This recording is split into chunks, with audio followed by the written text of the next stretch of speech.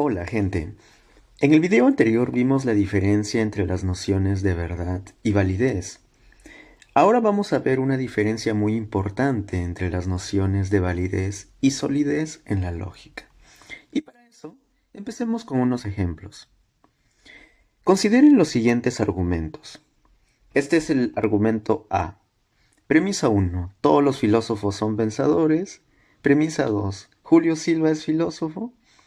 ¿Qué se sigue necesariamente como conclusión? Que Julio Silva es un pensador. Ahora, considera el siguiente argumento B, que va a tener la misma estructura, de hecho. Premisa 1. Todos los humanos son peces. Premisa 2. Kung Fu Panda es un humano. Conclusión, Kung Fu Panda es un pez. Y por último, veamos el argumento C. Premisa 1. Todos los que nacieron en Lima son peruanos. Premisa 2. César Vallejo es peruano. Conclusión. César Vallejo nació en Lima. Ahora, ¿por qué he mostrado estos tres argumentos de aquí? Porque tienen diferencias muy importantes. El argumento A parece ser un muy buen argumento, de hecho. El argumento B parece ser un mal argumento, al igual que el argumento C. Entonces, si estos dos últimos argumentos son malos, tenemos que explicar por qué. Aquí viene, aquí entra en juego las nociones de validez y solidez. Entonces, como les decía, A es un buen argumento y hay dos razones por las que es un buen argumento. Primero, la conclusión se sigue necesariamente de las premisas. ¿Y cómo se llama esa propiedad? Ya lo vimos en el video anterior. A esa propiedad se le llama validez. Y esa propiedad depende exclusivamente de la forma lógica de un argumento. Y la otra razón es que las premisas son verdaderas. Las premisas son verdaderas. La premisa número 1 y la premisa número 2 en el argumento A son verdaderas. Por otro lado, B y C son malos argumentos, pero por diferentes razones. En el caso B y en el caso C hay dos razones diferentes. ¿Qué ocurre en B? En B, la conclusión se sigue de las premisas necesariamente, porque tiene la misma estructura que el argumento A. Tiene esta estructura de todos los A son B. X es A, por lo tanto X es B. Se sigue necesariamente, pero el defecto es que las premisas son falsas. Es falso que todos los humanos sean peces, es falso que Kung Fu Panda sea un humano. Y en C, las premisas son verdaderas, pero la conclusión no se sigue necesariamente de las premisas. Si uno sabe un poco acerca de la vida de este poeta peruano César Vallejo, sabe que es verdad que él es peruano. Y sabemos también que todos los que nacen en Lima son peruanos. Pero de eso no se sigue necesariamente que César Vallejo nació en Lima. De hecho, él nació en una ciudad de Trujillo. Eh, entonces, en una ciudad cerca de Trujillo. Entonces, ese es el punto. Estas son las dos razones por las que B y C son malos argumentos.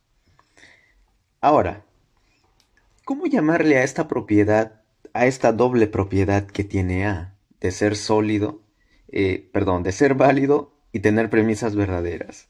A esa propiedad se le llama solidez. Entonces, A es un argumento sólido.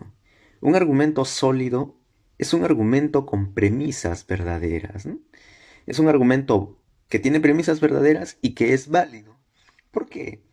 Porque si es válido y sabemos que las premisas son verdaderas, entonces la verdad de la conclusión se sigue necesariamente.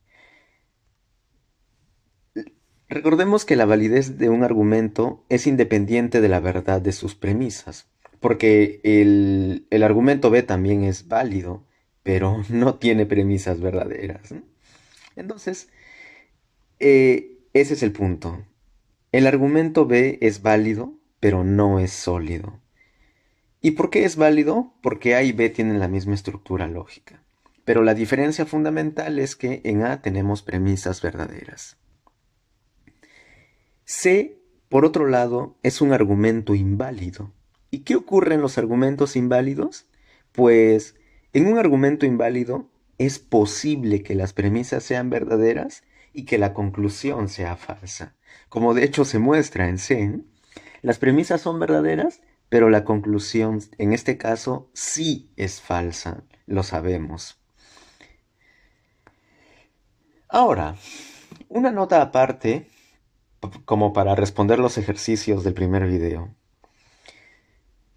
Hay una distinción que vamos a usar nosotros entre las nociones de oración y proposición.